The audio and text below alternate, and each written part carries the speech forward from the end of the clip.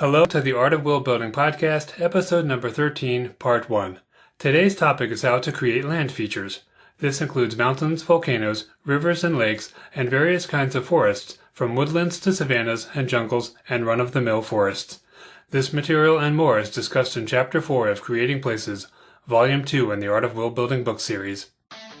Do you want practical advice on how to build better worlds faster and have more fun doing it? The Art of World Building book series, website, blog, and podcast will make your worlds beat the competition. This is your host, Randy Ellefson, and I have 30 years of world building advice, tips, and tricks to share. Follow along now at artofworldbuilding.com. Mountains are the first land feature we're going to talk about because they have a big effect on where forests, deserts, and bodies of water like rivers and lakes will form. In the previous episode, number 12, we talked about plate tectonics and how this determines what kind of mountain ranges are in what location. I don't want to explain that over again, so if you missed that episode, I suggest checking that out. I would also suggest checking out the previous episode, number 13, where I talked about prevailing winds and rain shadows. I'll briefly mention the reason we care about this, and basically what is going on is that wind is moving in a certain direction based on how far from the equator that land mass is where the wind is passing over it. What happens is that the prevailing winds hit one side of the mountains, and most of the water in those clouds falls on that side, causing a forest there, and on the other side there is no more rain to fall, and as a result there's usually a desert there. This is one of the reasons we care about putting mountains on our map first. Well, even if we're not doing a map, this is something we should decide on early. But let's talk about the mountains themselves, not the effect that they have on vegetation. We all think we know what a mountain is, but it might surprise you to know that there is actually no definition that has been agreed upon. For something to be considered a mountain, it just has to be something that stands out from the surrounding countryside. So if you have a very flat land and there is a so-called mountain that is 2,000 feet tall, then it's going to look like a mountain. Calling it one might seem ridiculous to someone who is used to living somewhere where the mountains are 14,000 feet tall, but it's still okay to call it that. For this reason, when we are doing world building and we are deciding that there's a range of mountains or even just a solitary peak, we should always make a note in our files just how big this thing is. On Earth, roughly a quarter of the surface is covered in mountains, so when you are laying out your continent, you should have this understanding that these are not exactly rare. Depending on the size of the continent that we're inventing, there could be multiple mountain ranges. Sometimes mountain ranges are parallel to each other. Using the United States as an example, all of them appear to run north to south. The Cascade Mountains on the western coast do this, and so do the Rocky Mountains that are further inland. And the same is true on the eastern side of the United States. One thing to keep in mind is that to the average person like ourselves, when we look at a map showing the topography, we might think that the Cascade Mountains on the western side of the United States is one very long mountain range going all the way from Canada down through the United States into Mexico. But the reality is that these are actually separate mountain ranges that are sort of stacked on top of each other north to south. If we choose to do such a thing ourselves, then we may want to leave a small gap in between those mountain ranges and indicate that this is a travel route, or a pass as we sometimes call them, or we might want to just decide to use one name for the entire range. And in fact, this sort of thing does happen in the real world. We do that with the East Coast Mountains. For example, the Blue Ridge Mountains and the Shenandoah Mountains are actually part of the larger Appalachian Mountain Range. If we don't want to invent 3 different names like that, then we don't have to. Many of us have probably heard of Olympus Mons on Mars. This is the largest mountain in the entire solar system. On Earth, Mount Everest is roughly 29,000 feet, but Olympus Mars is 69,000 feet. This seems like it would be truly amazing, but the reality is that the mountain is so large, it's basically the size of France, that if you were standing on that mountain, you wouldn't even realize you were on a mountain because it's so broad and flat. The reason this mountain is so tall is that there are no tectonic plates on Mars, and we discussed that in the previous episode. Basically, all of the continents we have here on Earth are on top of a tectonic plate, which is sort of floating on a surface of the Earth, and they're all basically moving. And when they move towards each other or they pull apart, this causes volcanoes and mountain ranges to form. There's also something called a hotspot, and this is actually what's causing Olympus Mons. Basically, the surface of Mars is not moving, and there is a hotspot there. Therefore, the magma is just perpetually coming up. This doesn't happen on Earth to the same degree because the surface of the Earth is moving, and therefore the hotspot keeps changing as well, and that gives us something like the volcanic islands of Hawaii. One point I'm getting at here is that a truly enormous mountain is only going to happen on a world where there are no tectonic plates, and that's going to cause all sorts of other changes to our world that we might want to be aware of. For example, all of the other kinds of mountain ranges are probably not going to exist. As a result, those mountain ranges that don't exist are not going to have an effect on prevailing winds, and there's not going to be this whole thing of rain shadows and forests on one side and then deserts on the other. Of course, anything is technically possible, and scientists often say something like that, and then years later they discover a world that has something that they thought was impossible. So maybe I'm wrong, but you get the idea. If you're going to do something like one truly enormous mountain, you're implying that there are no tectonic plates and that there would be other side effects. However, the average person reading your book is going to have no idea about any of that. This means we could get away with a truly enormous mountain, but if you stop and think about it, a solitary mountain is the most impressive looking thing. And one example that you can Google to get some images of this is Mount Shasta in Northern California. It's the only mountain right there, and it stands out very dramatically from the surrounding because of that. And it's only 14,000 feet tall compared to Mount Everest at 29,000 feet, and then, of course, there is Olympus Mons at over 69,000 feet. When I see pictures of Mount Everest, it doesn't look nearly as majestic to me as Mount Shasta, even though it's twice as tall, because there are all sorts of other mountains that are almost as tall surrounding Mount Everest, but on the other hand, Mount Shasta is kind of standing there mostly by itself. In other words, context is everything. If you're looking for more world-building resources, artofworldbuilding.com has most of what you need. This includes more podcasts like this one, and free transcripts if you'd prefer to read an episode. You can also find more information on all 3 volumes of the Art of Worldbuilding series, which is available in ebook, print, and audiobook formats.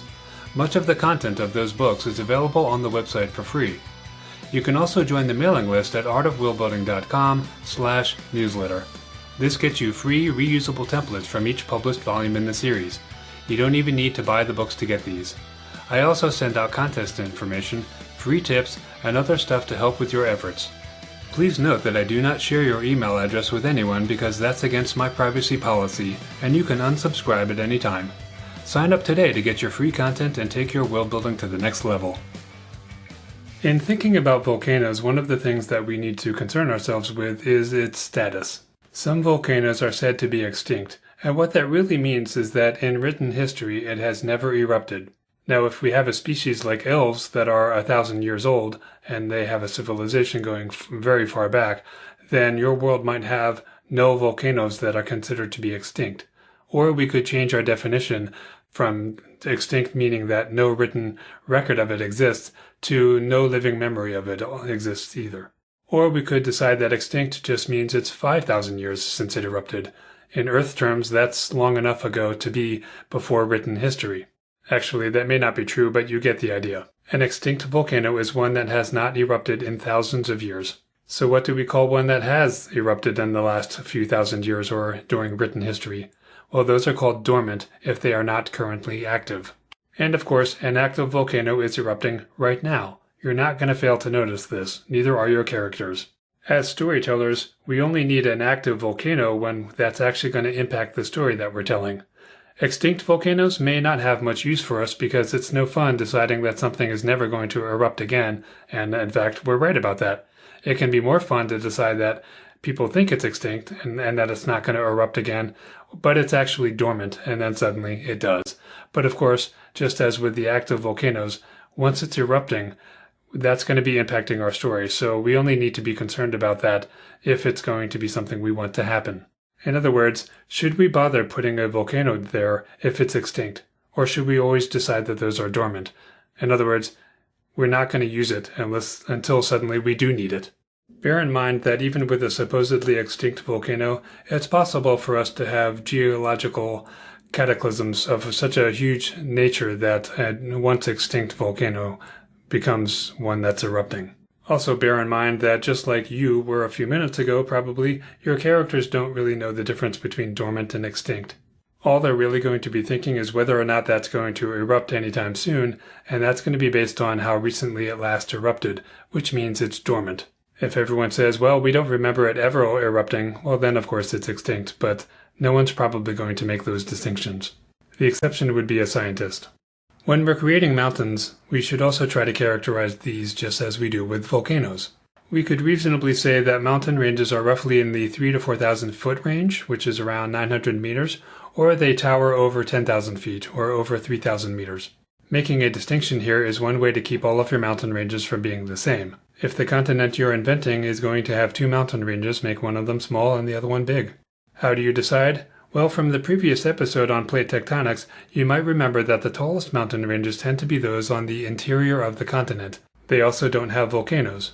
On the other hand, those mountain ranges along the coast do have volcanoes and they tend to be shorter.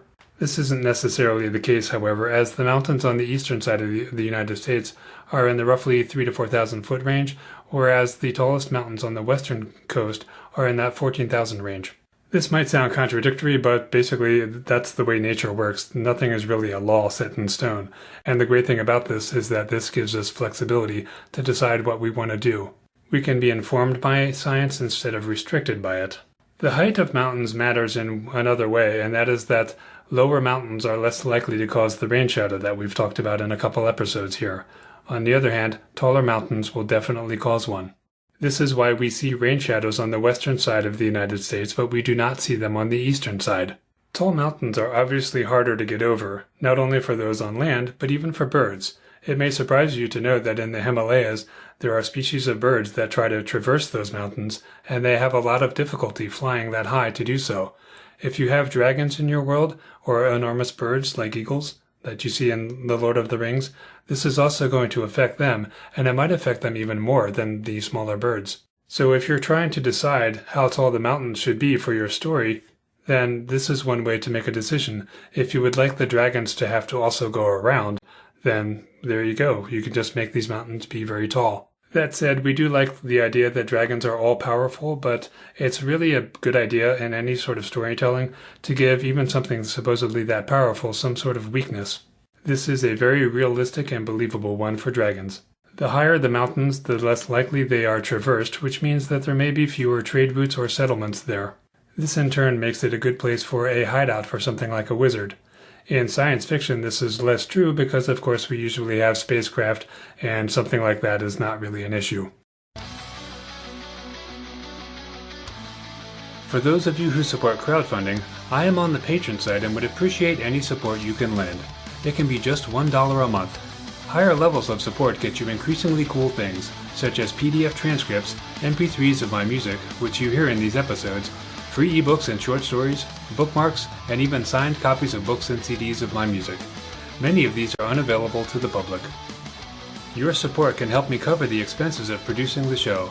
Even better, you can help me promote it and make it more successful. Without you, there's no point in doing this. Are you benefiting from this free podcast? If so, just go to artofworldbuilding.com and click the big icon for Patreon. And thank you for your support. Let's talk a little bit about rivers.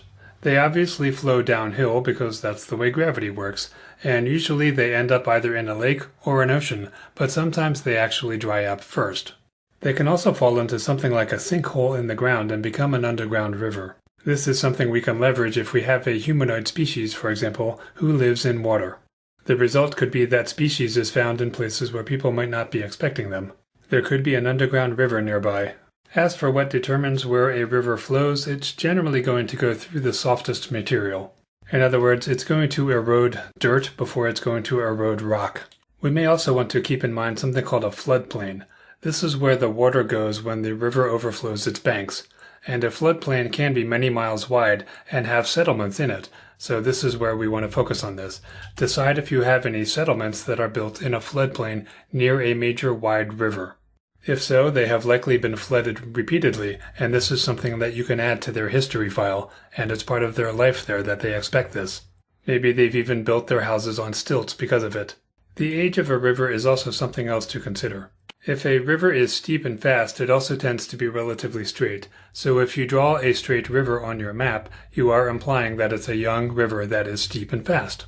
It might also be deep instead of broad because the water is going through there so quickly that it's carving a deeper channel. Then there are mature rivers, which are less steep and they flow more slowly, and this is going to mean that they have a wider channel and more tributaries. And then there are the old rivers. These are slow and they don't erode much anymore, and they usually have a floodplain. If we are drawing a map, we should also be aware that there are going to be many more waterways than the ones that we're going to draw, especially if we're doing a continent-sized map. If we were to draw every little river or stream, the entire thing would be covered in rivers. What this means is that we usually want to make a decision on what the major rivers are and only depict those. Don't get carried away with putting every other little river onto the map.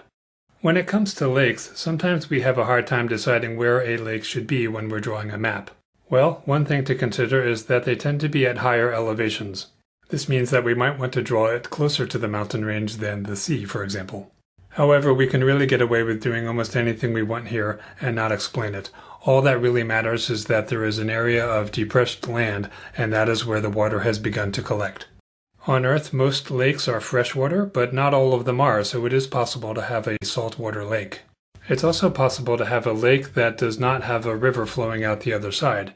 Most of them do because this is how the river maintains its water level.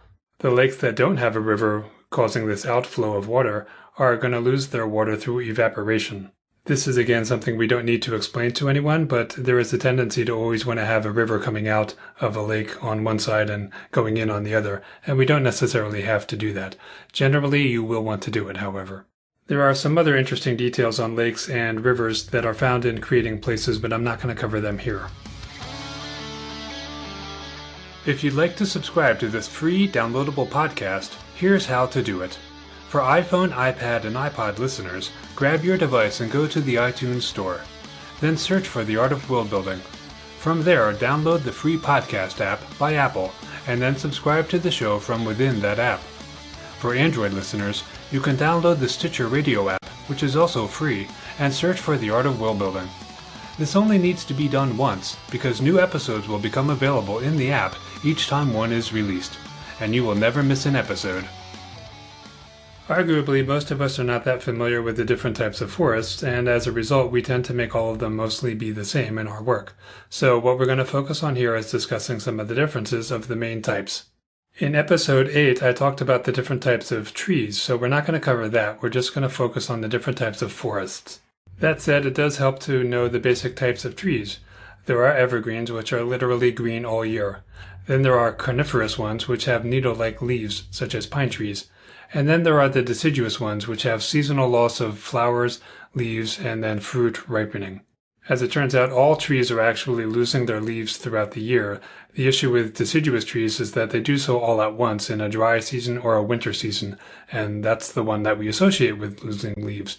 But as someone who has a pine tree in his backyard, I can tell you that I spend all year sweeping off my deck because the pine needles just keep falling off. This is on my mind because I literally did this about 3 hours ago. To talk about the other types of forests, we need to establish a baseline that we will just call the run-of-the-mill forest. This is the one that we will distinguish the other types from. So what's a forest? Well, that means it has a tree canopy covering roughly 60 to 100% of the land under it. In other words, this has one of the thickest tree canopies, and as a result, the most shade is found under it. If we've decided to invent a plant that needs full sun to grow, then it's probably not going to be found in this forest unless it's along the edge of a clearing, for example. There may not be enough sunlight, but it depends on how thick that canopy is. If we've decided that it's covering 100% of the land, then yes, that's true. On the other hand, if it's only covering 60% of the land, well then there's probably enough sunlight in certain areas for that to grow. This is the kind of detail that can add some realism to our story if we've decided that characters are hunting for that plant, but they have to go, say, farther into the forest to get to an area that is less full of canopy, and it has more sunlight. But by doing so, they're going to run into some nasty thing that they're going to have to fight. Why would they want that plant? Well, because it has some sort of property like magical or poison that we need for our story. This amount of tree canopy also means that there will be some underbrush, but it's not going to be impenetrable. The next thing we want to talk about is the woodland. Now, we might not call it that on our map. We might just still write the word forest or woods, but we should note in our files that this is a woodland once we understand what that is and why we would want to create one. The trees in a woodland are spaced farther out, and that means that the canopy is less, and therefore it's relatively sunny. Rather than calling a forest a light forest, we should call it a woodland, because that's what it is. There tends to be less underbrush, and therefore it's relatively easy to ride horses or other animals through a woodland than a forest, or a jungle certainly. Keep this in mind when deciding what type of forest is in your story. If you want the characters to be able to ride through there relatively quickly, then you say it's a woodland. If you want it to be harder to get through, then maybe it's a forest with more underbrush. Of course, in both cases they may have trails going through there that bypass this problem, but you get the idea. If they leave the trail, then they have a different degree of difficulty going through the land anyway. This would also be true for anything living in there that might want to attack our characters. Is the road needed, or do they have the ability to go off that road without suffering any major consequences to their travel time? As you might imagine, if you're a creature who would like to attack travelers, it's easier to do so in a forest than a woodland, partly because there's less to hide behind, but in a forest, the characters you want to attack might be more restricted to the road, and therefore it's easier to know where they're going to be. If we've invented a species that is known for attacking travelers in forests, they probably aren't known for doing that in a woodland. So if you've created two forests, one's a forest and one's a woodland, that species might be in one but not in the other so much. If you're enjoying the podcast, please rate and review the show at artofworldbuilding.com/review. Reviews really are critical to encouraging more people to listen to a show they haven't heard of before. And it can also help the show rank better, allowing more people to discover it. Again, that URL is artofworldbuilding.com/review. Then there's a savanna, which has almost no tree canopy at all despite the trees. One result is that there could be grass, and it could be rather tall grass that could be hiding things like a lion, for example. If you're wondering where a savanna would be located, well, it's usually between a forest and a grassland. In other words, the thick trees have given way to sparser trees of the savanna, and those eventually give way to the grassland. We shouldn't be afraid to create a savanna because a fifth of the world's land surface is actually comprised of savannas. The last type I want to talk about is the jungle, and this is a term that can be poorly understood for a number of reasons. Sometimes the word jungle is confused for the word rainforest. But to understand that explanation, you first need to understand what a jungle is. It's basically a very dense forest with enough underbrush for it to be difficult, if not impossible, to get through unless you cut your way through. By contrast, a rainforest has very little underbrush because the tree canopy prevents light from reaching the ground, which means that it isn't going to grow. So the impassable jungle often borders a rainforest because there is enough light at the edge to allow that thick underbrush to grow. You would have to cut your way through it in order to reach the deeper area where it's going to be a rainforest, and there is not going to be all that underbrush. So why does a jungle and a rainforest get confused for each other?